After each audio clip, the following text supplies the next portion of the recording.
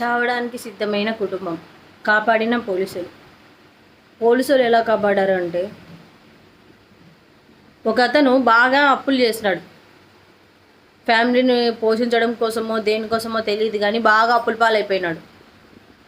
భార్యతో అన్నాడు, మనం చచ్చిపోదాము, నా వల్ల కాదు ఈ అప్పులు కట్టుకోవడాలు, ఇవన్నీ నాకు చేత కావడం లేదు, మనం మన కుటుంబంతో సహా పిల్లలతో సహా చనిపోదాం అని చెప్పినాడు.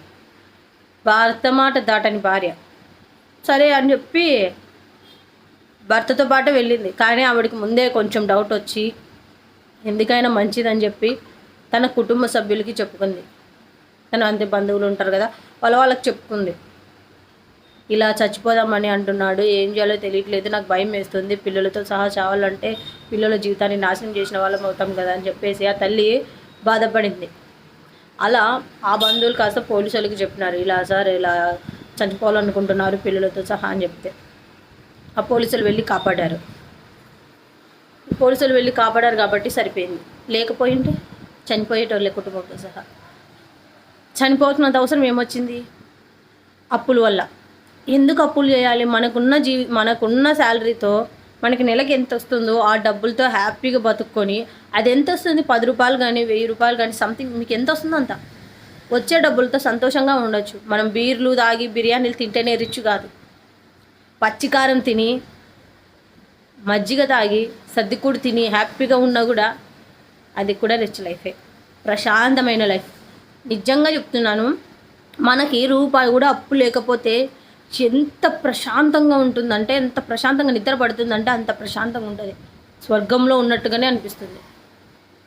ఒకసారి అప్పు లేని వాళ్ళకి ఎవరికైనా ఈ విషయం తెలిసే ఉంటుంది.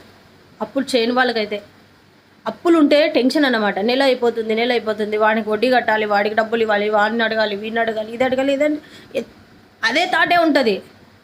అదే మనం అప్పులు చేయకపోతే ప్రశాంతంగా బతుకోవచ్చు కదా. అప్పులు ఎందుకు చేయాలి? మనం ఉన్నంతలో బతుకోవాలి కానీ లేనిపోని బడాయిపోయి ఎందుకు మన జీవితాన్ని నాశనం చేసుకోవాలి చెప్పండి. ఉన్నంతలో హ్యాపీగా ఉన్నన్ని రోజులు హ్యాపీగా బతికితే చాలు.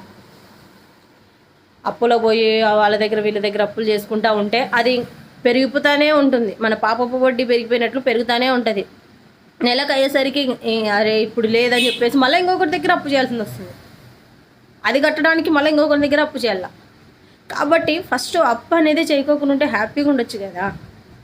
సో ఫ్రెండ్స్, ప్లీజ్ మీరు కూడా ఎక్కువ అప్పులు చేసుకోకండి. ఎందుకంటే మీకు ప్రశాంతత అనేది ఉండదు. ఉన్నంతలో హ్యాపీగా ఉండండి. ఎన్ని రోజులు ఉంటామో అన్ని రోజులు హ్యాపీగా ఉండండి. మనం సర్ది కూడు తిని పచ్చికారం తిని హ్యాపీగా బతుకుందాం. ఈ అప్పులోనే వద్దు.